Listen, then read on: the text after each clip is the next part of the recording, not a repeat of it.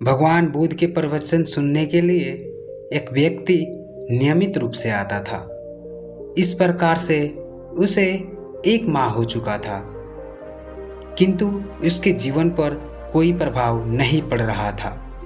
भगवान बुद्ध उपदेश में कहते थे कि धर्म पर चलो, अपने जीवन से राग द्वेष को दूर करो, काम, क्रोध, लोभ, मोह और अहंकार से सदा दूर रहो।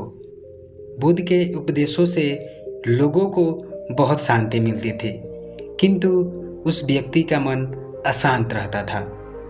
एक दिन उसने बुद्ध से जाकर कहा, हे प्रभु, मैं 1 माह से आपका उपदेश सुन रहा हूँ, किंतु उसका तनिक भी असर मेरे आचरण पर नहीं पड़ा। मैं बहुत परेशान हूँ, मुझे क्या करना चाहिए? बुद्ध उनकी बात सुनकर बोले, तुम कहाँ के रहने वाले हो? उसने कहा, श्रावस्ती का। बुद्ध ने अगला प्रश्न किया, वह यहाँ से कितनी दूर है? उसने अनुमान से बता दिया। बुद्ध ने पुनः जिज्ञासा प्रकट की, कितना समय लगता है? उस व्यक्ति ने हिसाब लगाकर बता दिया।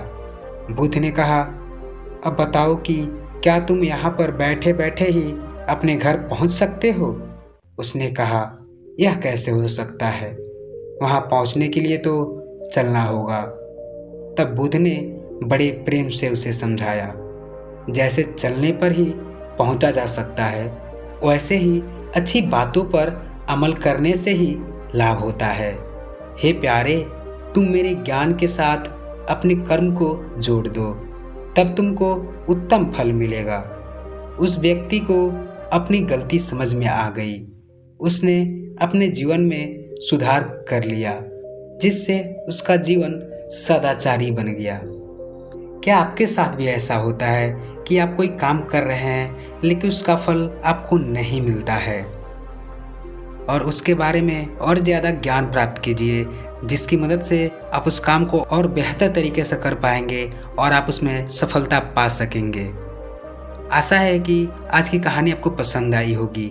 अगर पसंद आई है तो लाइक कर दीजिएगा और इस चैनल को सब्सक्राइब जरूर कर लीजिएगा। जय हिंद।